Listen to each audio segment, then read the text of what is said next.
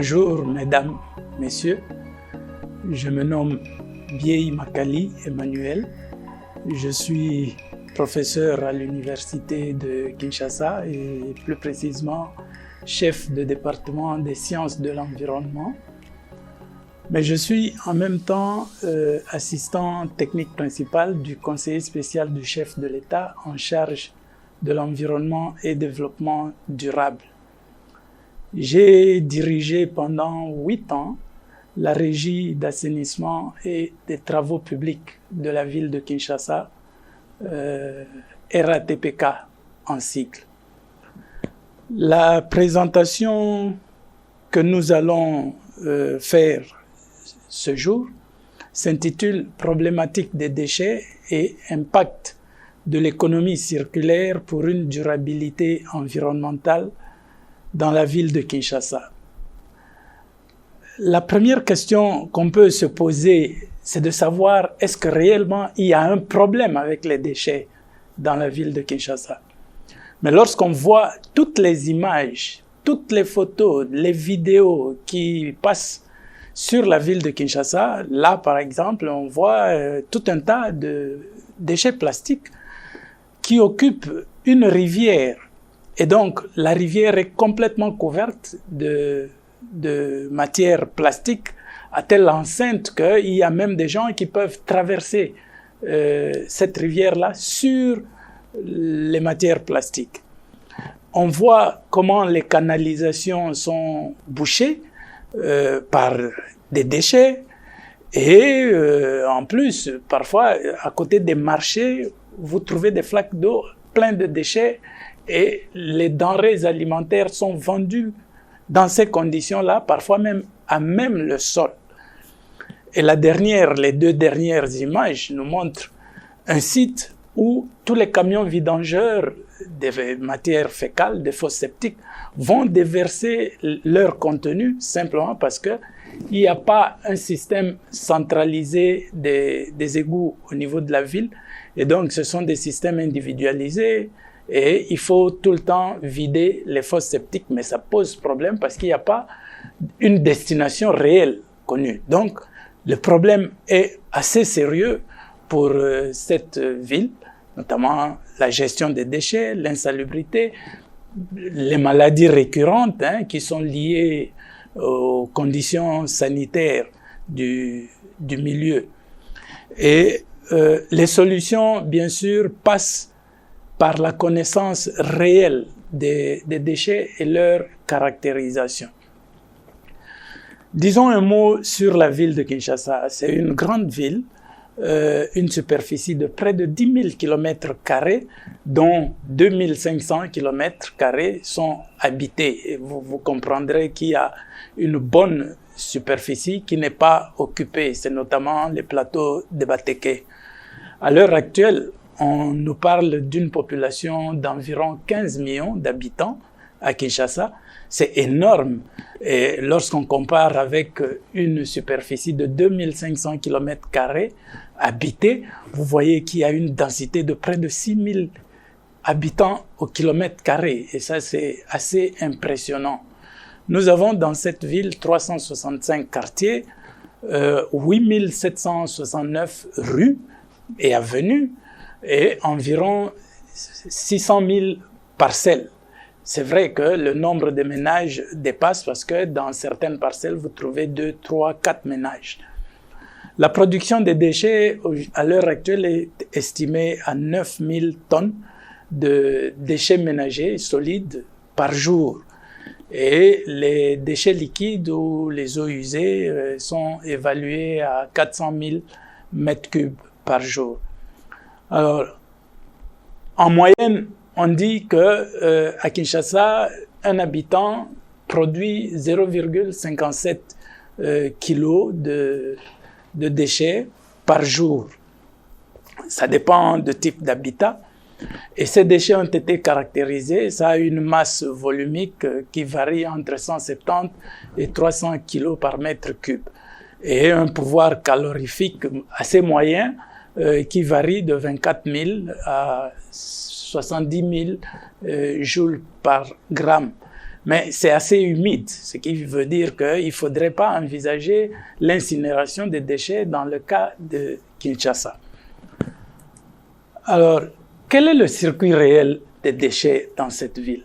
Lorsqu'on voit toute la production des déchets et la destination finale, dans une ville où il y a un centre d'enfouissement technique qui a été construit par un projet de l'Union européenne, le CET Mpassa, on remarque que sur 100% de toute la production des déchets de la ville de Kinshasa, en 2016, il n'y avait que 19% qui allaient à Mpassa. Et donc, on a 11% environ qui sont recyclés et 69% des déchets qui ne se retrouvent pas en Mpassa, et donc ça prend des destinations inappropriées et c'est tout ce qui constitue les décharges pirates que nous connaissons à travers cette ville-là. Alors, lorsqu'on distingue, c'est vrai, tous ces déchets, on remarque où on peut les décrire en les subdivisant en plusieurs catégories, notamment les déchets généraux qui comprennent les déchets municipaux, c'est de ça que nous venions de parler, où il y a 0,57 kilos par personne par jour qui sont produits.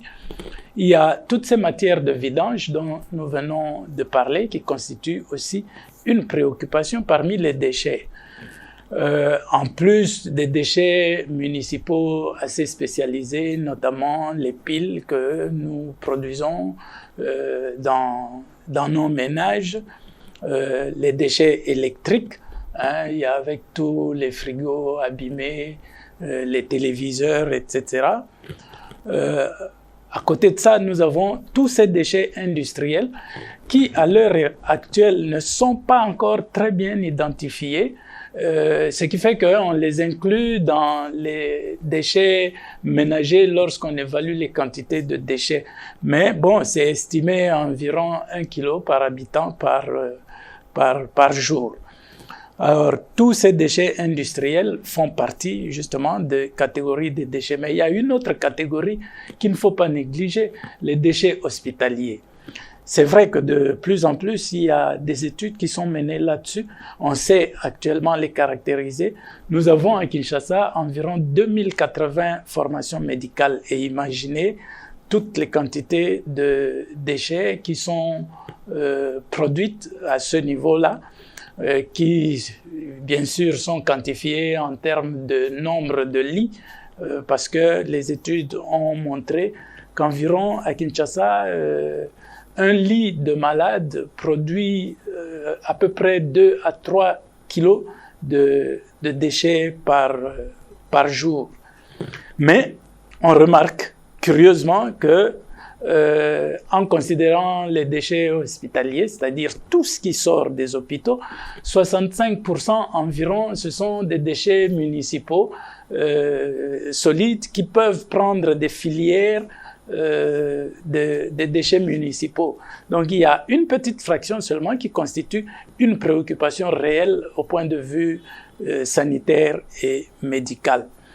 Mais quelle est la composition réelle des déchets dans la ville de Kinshasa? Ce diagramme nous montre qu'environ 40 à 60% de nos déchets, ce sont les déchets organiques qui pourrissent et qui peuvent être valorisés. Et en deuxième position, on a les matières plastiques qui occupent environ 11% de tous les déchets qui sont produits dans la ville de Kinshasa. Viennent les textiles qui n'ont pas encore d'issue jusque maintenant et les papiers.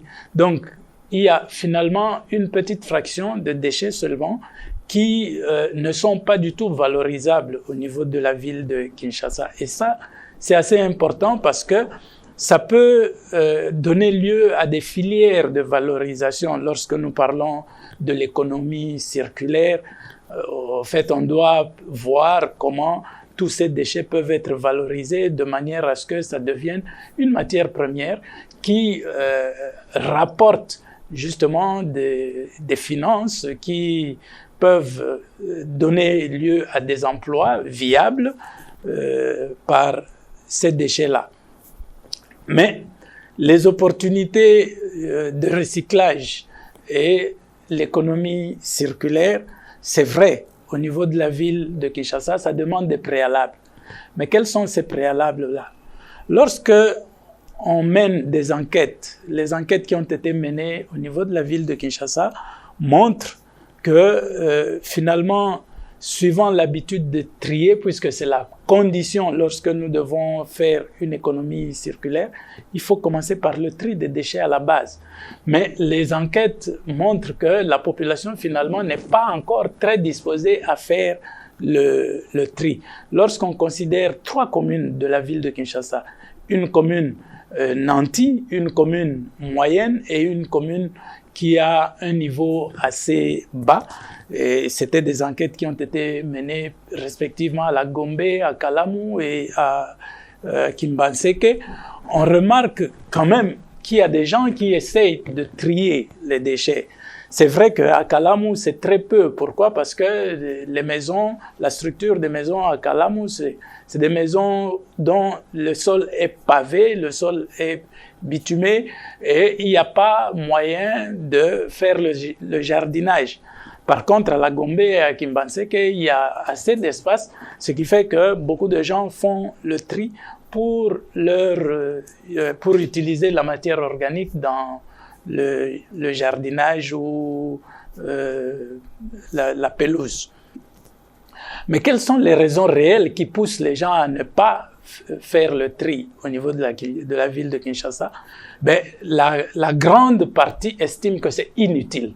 Donc vous comprendrez que si c'est par là que nous devons commencer, il faut qu'il y ait réellement une sensibilisation auprès de cette population qui d'ailleurs acceptent que leurs déchets soient évacués.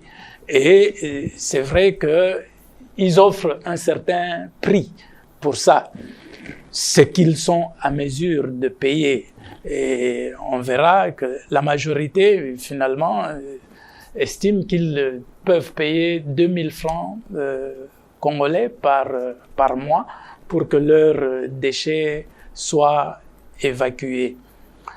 Alors, quels sont les efforts, finalement, qui sont menés en termes de valorisation, en termes de traitement de tous ces déchets au niveau de la ville?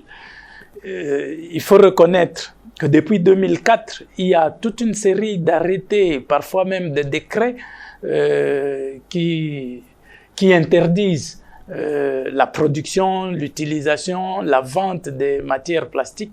Mais à ce jour, il n'y a aucune solution qui est trouvée face à toutes ces décisions-là, en fait, qui sont restées sans effet. Mais lorsqu'on voit encore les choses de près, on remarque finalement que les plastiques, par exemple, sont de plus en plus valorisés. On trouve des structures qui capitalisent cette potentialité-là et qui transforment les plastiques pour en faire des planches, pour en faire des pavés, pour en faire des briques, parfois même pour en faire des systèmes de canalisation d'eau. Ce sont des entreprises, mais ce sont aussi des associations ou des ONG qui se sont lancées là-dessus. On les comptabilise, on connaît leur nombre à travers la ville, et donc ça constitue un potentiel qui est valorisable, qu'on peut encadrer de manière à pouvoir transformer toutes les matières plastiques qui constituent une gêne aujourd'hui au niveau de la ville. Les déchets organiques aussi peuvent servir. Il y a des initiatives privées qui sont menées au niveau de la ville de Kinshasa, notamment dans le domaine de compostage avec certaines structures, dans le domaine de biométhanisation avec l'ISTA et une entreprise Matiti Énergie, mais il y a aussi le charbon déchet à partir des déchets organiques. Il y a une entreprise qui s'est lancée là-dessus, Makala Bio. Les déchets métalliques, c'est vrai, depuis un certain temps, ça ne constitue presque plus une préoccupation parce que il y a des entreprises qui se sont installées, qui reprennent les matières métalliques. Et donc, tout le monde cherche à vendre tout ce qu'il trouve comme matière métallique parce que ça rapporte. Les déchets papier, carton aussi, il y a des entreprises qui sont là, qui reprennent les matières, les papiers, déchets, pour le recyclage. Il en est de même des déchets électriques et électroniques avec une ONG Benelux qui s'occupe aujourd'hui de toutes ces matières-là. Donc finalement, on se rend compte que tous ces déchets qui sont produits au niveau de la ville de Kinshasa peuvent être valorisés, peuvent prendre un autre circuit pour que ça puisse rapporter et donc qu'on se retrouve dans une économie circulaire. Mais les préalables, justement, pour cette économie circulaire, c'est quoi? C'est que, bon, on sait que c'est une clé d'une réussite qui répond aux attentes des objectifs de développement durable pour une ville qui se veut verte. On devrait identifier les acteurs et les parties prenantes et leur potentiel. Il faudrait qu'il y ait de la communication avec la sensibilisation, l'information et différentes formations que nous pouvons organiser, mais il nous faut des sources de financement pour appuyer toutes ces structures qui se sont lancées dans tous ces domaines-là, avec des renforcements de capacités. Et ça va aboutir, c'est vrai, à une organisation de la collecte à la base, qui est la clé de réussite des filières de circuits d'orientation. Et le principe pollueur-payeur interviendra seulement après parce que en ce moment, on sait qu'il y a une organisation et celui qui pollue sera obligé de payer. Et c'est ce principe qui devra être appliqué et qui va rapporter quand même à l'autorité des subsides ou des recettes. Le cycle de vie de tous ces matériels-là doit être connu à travers la recherche. Les recherches se mènent déjà au niveau de la ville de Kinshasa. Il y a un exemple, par exemple, d'utilisation des matières plastiques. On voit là toute une série de pavés, de planches et même une route, notamment l'avenue Belchika dans la commune de Barumbu, qui est faite sur 100 mètres uniquement des pavés en plastique. Et ça date de 8 ans. Jusqu'aujourd'hui, ça résiste. Et donc, on peut valoriser toutes ces matières-là et pourquoi pas couvrir toutes les rues de la ville de Kinshasa avec les pavés en plastique. Et ce sont les familles qui le font, ce sont les femmes, ce sont les jeunes qui peuvent se lancer dans cette activité si l'État s'implique et si l'État en fait une priorité pour l'embellissement de la ville de Kinshasa. Du côté de la biométhanisation, du côté de production énergétique, nous pouvons capitaliser dans les ménages les déchets organiques pour produire du biogaz. Et ce biogaz est utilisé dans la cuisine. On peut aussi produire de l'électricité familiale puisqu'on sait qu'un gramme de solide volatile produit 0,35 litres de méthane. Et donc, 1 mètre cube de méthane peut donner lieu à 10 kWh d'électricité. Et on sait que les besoins pour les ménages, c'est environ 35 à 40 kWh par jour. Le charbon, à partir des déchets, c'est aussi une possibilité qui réduit à coup sûr la déforestation et l'utilisation du charbon de bois maintenant à l'heure actuelle où nous luttons contre les changements climatiques et que nous devons protéger nos forêts. Nous pouvons valoriser les déchets organiques dans la production de charbon, de déchets qui sont beaucoup plus efficaces d'ailleurs que le charbon de bois. Et là, finalement, un exemple d'utilisation de matière organique avec le compostage qui peut être utilisé dans les aménagements. On voit là une pelouse qui a été plantée à côté du stade des Martyrs à Kinshasa avec au moyen du compost qui est produit par l'université de Kinshasa. Finalement, nous pouvons utiliser tous nos déchets, mais il y a des forces, il y a des faiblesses. Et en parlant des forces, il faut signaler la disponibilité des déchets qui est là, la disponibilité de la main-d'œuvre, la présence des opérateurs potentiels que nous venons de voir qui nécessitent d'être encouragés, d'être renforcés. Et il y a aussi le domaine de recherche qui est assez poussé, qu'il faut encourager. Mais les faiblesses, c'est quoi? Ce sont le faible investissement, il n'y a pas de subvention, les gens ne sont pas appuyés, toutes ces structures-là qui travaillent ont besoin d'être renforcées financièrement. Mais il y a aussi toutes ces mentalités, nos mentalités qu'il faut changer au travers de la sensibilisation. C'est pas un point très négatif, bien au contraire, on peut réussir facilement. Et les infrastructures qu'il faut acquérir. Et ça demande justement un appui substantiel des services de l'État qui, au lieu de prendre des décisions pour interdire l'utilisation des matières plastiques, un problème juste de gestion, il suffit d'encourager toutes les structures qui se sont lancées là-dessus pour que nous entrions dans l'économie circulaire. C'est vrai, la mise en commun des efforts pour des solutions durables est nécessaire. Il faut une synergie des opérateurs des déchets. Ils doivent travailler en synergie. Il faut créer des partenariats publics-privés, capitaliser les déchets ménagers, les déchets industriels, les déchets électriques et électroniques, impliquer les producteurs d'emballage en plastique. Toutes ces industries doivent entrer dans l'affaire et faire participer finalement et l'État et la population avec une collaboration scientifique qui va donner des résultats escomptés. Je pense avoir beaucoup dit.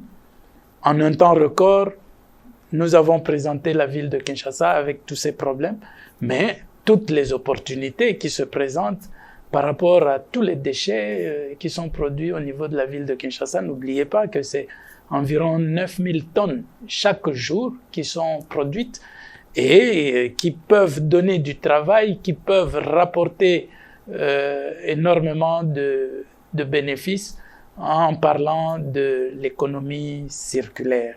Je vous remercie.